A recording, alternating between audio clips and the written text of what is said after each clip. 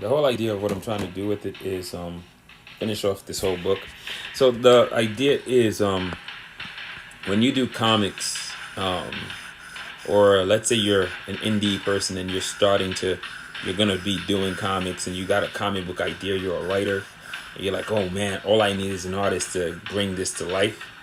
Let's say you find a person who's like a really good artist and you're like, man, this is gonna be fantastic. So the first thing is, it's a weird thing I hear a lot of people tell me and a buddy of mine, like, oh yeah, I hired this person, this is the first time they were ever drawing a comic book. That's really a strange thing to do. It's really strange to do. To your you're gonna be bringing that story to life, and the first time you're gonna do it, you're gonna take it with somebody who's never done a comic before. I took on Real Comic Showcase number 2 because I've actually done a comic book before. I've actually did 2 of my own, and I've actually worked in other little comic book projects where I did 4-page, 2 to 4 page stories inside, or 2 pages in a comic book also, telling a story. So I actually have done comics before. And I can tell you, my first comic that I did, there's a lot of mistakes that I saw after it was printed and everything. And I took some shortcuts trying to do stuff instead of buckling down and doing it the right way. So like now I look at it in hindsight, I'm just like, yeah, this is like bad. So I did that on my own project, not on somebody else's, that on my first time. The whole idea too is, because of money being a constraint, I can draw, I can also write, I can color, and I learned how to letter. I did one project maybe around, what is it now, 4 years ago, 3, 4 years ago, where I lettered somebody else's comic book, and I created my lettering style off that book on its own. Like, because I didn't want to manipulate the art too much, I actually found ways to letter without changing the art, where the easier thing would have been to flip certain panels and stuff like that. And I didn't even think about it at the time. Like, I do it now all the time with my own stuff. But when I was doing that book, I didn't think about manipulating the art in that way, which I find out you could do. I do it for my own stuff. I just didn't want to do it for that. Another thing too, like while I'm lettering it, I'm also doing corrections. Like sometimes I'll notice like this color mistake. I'll notice like some art that's off. Like if I see a character's ear is like really badly done, I'm gonna fix it. I just can't help it because it's bothering me every time I look at it. I'm just like, man, that ear is so off. I can actually, during the lettering process, without actually redrawing the stuff, redrawing it using a layer, I can actually put corrections in the art. There was another one too. I was looking at reading the story and looking at the art that was represented. Colors were misassigned to characters, because like characters wearing a white shirt meant it was one group of people, characters wearing like a burgundy shirt meant another, and in the colors it's off. Also, I have a tendency to, if I'm reading a comic book based on watching Marvel movies and a lot of the old Marvel comics and DC comic books I used to read, there was always captions identifying new locations, people that you may have no idea who they are, giving a little bit of background on the characters that are on the page. There's a lot of writers, when they're writing, since they know the characters, it's almost like they forget that the people who are reading the book have no idea who these people are. So they don't really introduce who the characters are. They don't really give you information on who the characters are. So like that's a tendency when I'm lettering. I will add in captions even if it's not in the script. And then I kind of try to show it to the creator. I'm like, well, these are little blurbs to identify the characters and to give you an idea, to give the reader an idea who they are and what are they doing. It's something I do because I just think it makes it a lot easier to read. So when I letter somebody else's book, I edit while I'm lettering, and I try to add in editorial information that makes sense for the reader too. Like if you ever see in old Marvel comic books, there would be some things like, this is a situation that occurred in issue 4, the Fantastic Four, issue 523, comma, Ed. I was always wondering who the hell Ed was. Ed is the editor. And that little note is something for continuity that is put in there. So the editor either would be able to know what the heck this is about, or sometimes the editors say, put that note in so, okay, now these people know that this is a story taking place from that issue of that book. What a lot of folks don't realize is cool little things like that would get readers at times, well, me anyway, and my brother was like that too. When we find some of those notes and we be like, that story happened in Fantastic Four, you'd be interested in finding out what happened in that issue. So what would happen is, if you were a reader of comic book stories and you were reading it and you weren't just a collector and just collecting it for different variants and foil, it was for story, you might go try to find out Fantastic Four 420, whatever I just mentioned, and it's like, yo, let me go read that. I want to see what the heck this story was about. So that's kind of like what I try to do with indie books also. Like, you try to add captions, and once you have more than one issue, I want to also do the same thing where you're going to be adding in, you want to be adding in that information too, where you want to be telling people like, hey, if you want to see where this takes place, look at Blue Jay and the Rush #1. Or what I do too is, because I don't have as many books as Marvel, and I'll never be able to match them out in output as a single person. So what I try to do is, there's a lot of indie comic books and universes that are out there that are, what do you call it, that were created by friends or associates or folks that I work with. And what I do is I link my story to events that happen in theirs, and then I send you to their book. So this way, it's like a way to advertise and point people to other properties that you might think like, hey, they might enjoy reading. So that's kind of like what I try to do with stories. Other things too is, this is advice from Vince White that he said, like, you try to brand everything that in your story, right? So the thing is, you try to give everything a name. And what I try to do too is, once I create a name in my comics, or I've seen a name from a comic book that I like and that I enjoy, I try to keep putting that name in there. And what it's doing is, even though there's a bunch of different indie comic books being produced by a bunch of different creators, it's creating a comic lexicon for readers who are reading that. And then, like, if I drop something like the Immortal Plane, that Immortal Plane stuff that I've seen it from the Legend of Willpower. That's where I first saw it from.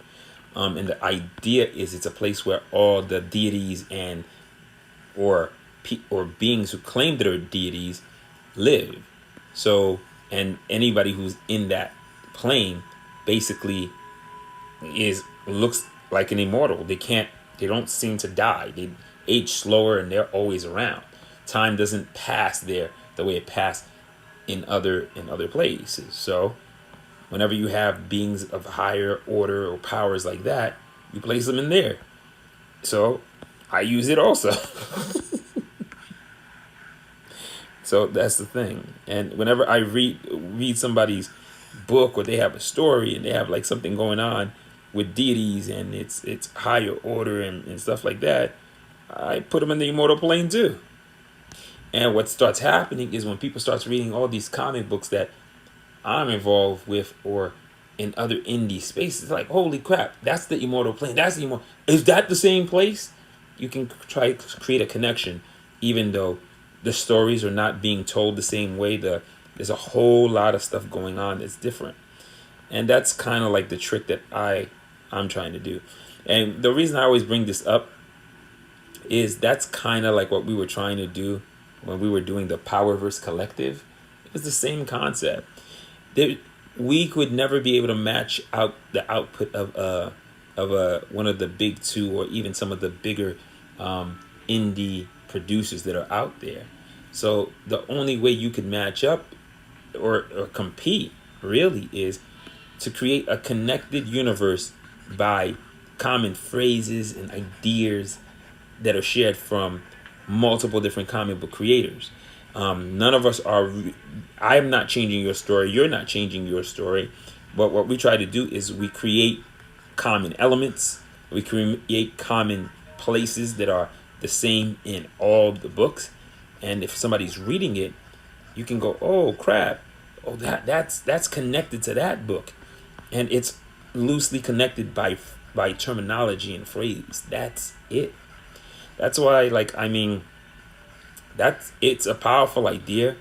It works. The concept works really well. That's why it was so interesting when the Powerverse came out with the Powers That Be thing.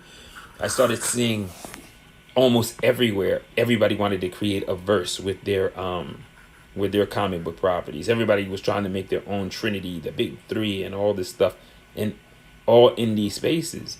And what's interesting is a lot of folks, their plan was, oh, we're gonna try to do what Marvel and DC are doing within our own universe. But what we were trying to do in the Powerverse, or the greater indie verse, is literally link all non-Marvel, DC, and big independent titles, link them together, where they all can play with inside each other's worlds, cross over, join together, fight together. And that's the whole idea. Because as a unified group, you know how much books you can put out? And instead of me trying to put out 5-6 books a year, I can put out 1 or 2 books a year. But I can have a fellow person is in the Powerverse who has a book coming out in February. I can still get information about my book, which might be coming out in September. And if you have like 10-15 guys working each different studios, and each has books coming out, you'd have the ability for you to put out one book every month for the year. And people will be like, oh, wow, all of this stuff is kind of connected. And the only 2 ways these things were connected, there was a story being told in the epilogue that links books to each other and links the Powerverse together. Like, oh, so these events are created. But the funny thing is, most of these stories didn't take place in the same comic universe. They each took place in whatever universe you had. And this way, you don't have to change your story. And all we're just doing is creating something that would link your comic book to another comic book that doesn't have a similar story in any way. But people will be like, oh man, they're all connected. And it would have been a shared universe, a loosely shared universe. And the same way the DC has the multiverse, and so does Marvel, you would have had also your own multiverse, also based on different dimensional realities, comic book universes that are all connected to each other. That was the plan, but yet that seemed extremely complicated to a lot of folks. So that's the thing. But there's another thing I'm also learning is I think we learned a few things from it. We learned some of the mistakes we made was we didn't charge for services, we're a collective. We all have skills and stuff like that, and we all can basically share the skills and work with it. But that doesn't really make that much sense, because if you're an artist, you should get paid for the work that you're doing. And the thing is, like, when folks are asking, let's say you do something for free and just like, hey, check this out, this is something. And then folks start asking you to make changes and stuff like that over a free piece of thing that you just did in your free time. That ain't cool, because I'm spending time doing something that I'm making no money for. It's sort of like being at your day job, and instead of doing that, you're doing something for somebody for free, and your boss finds you, you could not have that day job anymore, right? So I think a lot of people don't understand, like, if a person is doing art or is an artist, that's kind of what, every time you see them streaming or drawing or doing something, this is what they get paid to do. This is how they pay for the bills. This is what they need to do to be able to survive. Like, that's one of the things I don't think a lot of people grasp. Yeah, it might be something I enjoy doing. It might be something that I'm good at doing, but at the same time, I also need it to actually make me money. And I learned that in the Powerverse. It's interesting when you're providing stuff for free for people, they seem to expect more, and they're not even paying for it. You know what I mean? It's weird. It's a very strange dichotomy. Like, it doesn't really make sense, but that's what seems to happen. They start acting like you need them more than they need you for doing the thing that you're doing. The other one people will do is they'll have something that's struggling and it's not working out, and they'll be asking for help. You come in and you help them, you make it succeed. Then they say, "Nah, I didn't need you. I was gonna do that anyway." Like, really? So there's a lot of funny stuff like that, my man. My friends. It's weird. I've seen it all. So anything and everything that I do for people, I just have to ask for payment for it. I mean, if you come through and you're a person like I can depend on to help me get some work or some money when I need some money when stuff are tight, and we work together a lot, yeah, I'll give you discounts and stuff. But besides that, I gotta charge for damn near everything I do, because my lights are not gonna stay on through goodwill or exposure. It's only gonna stay on if I pay the light bill with actual money, unfortunately. But I'm hoping to eventually get to a point where if I can actually be generating revenue with either streaming and other avenues, yeah, then I can spend time doing stuff for people, or spend time drawing stuff for a game content that I like, or something like that.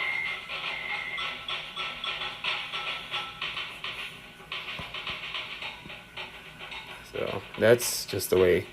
Like I said, it's a learning experience. You definitely learn when you're a nice person. Like, hey, I'm trying to help other creatives out because I want to see them get their stories out, and I want to do stuff like that. People tend to be a little bit more. They start thinking that, oh, this guy needs me, I don't need him, and it's kind of funny. It's a strange reaction. You would think people would be like, oh man, this guy is so cool, he's helping me out a lot, I appreciate it. That's not what you get. You actually get the opposite. You start getting attitude, like people start getting mad. So it's a very strange concept. Shorty with a .40, I don't even understand it. I have no idea what that means.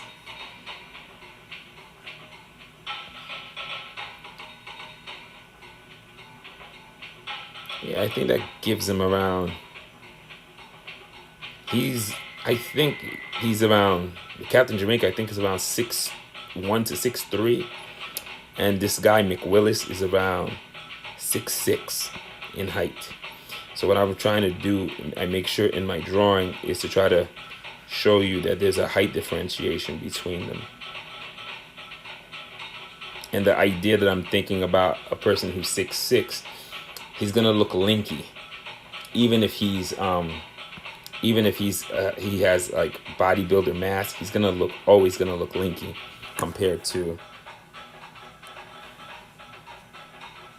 He's gonna look linky compared to. Let me see. Which arm is that? Let me see. Look at this arm here. Oh, that's what I'm gonna see. Yay! All right.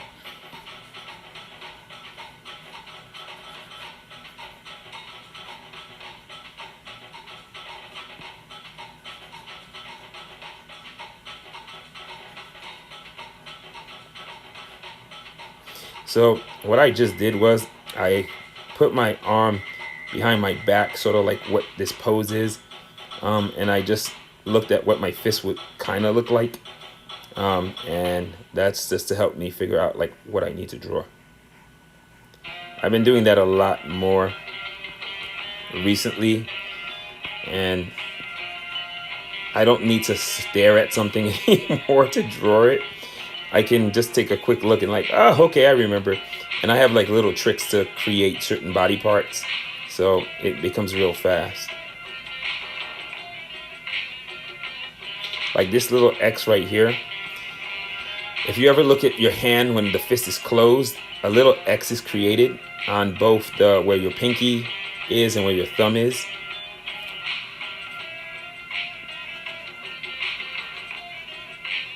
So that's what this kind of represents.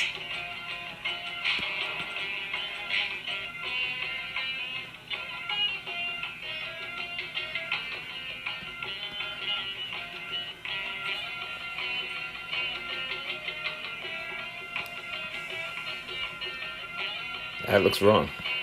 Let me just see.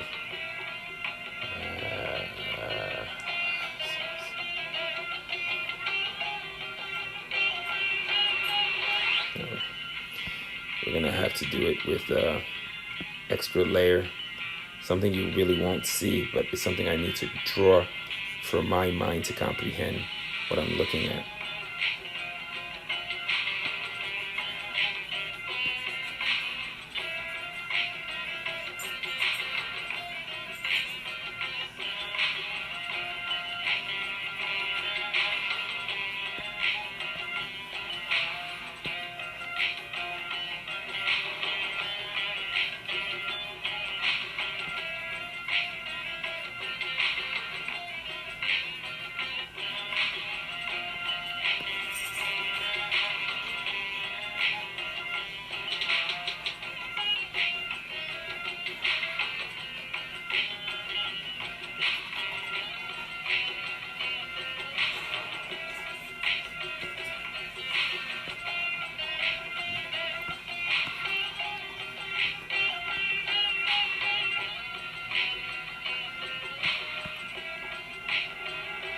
Right.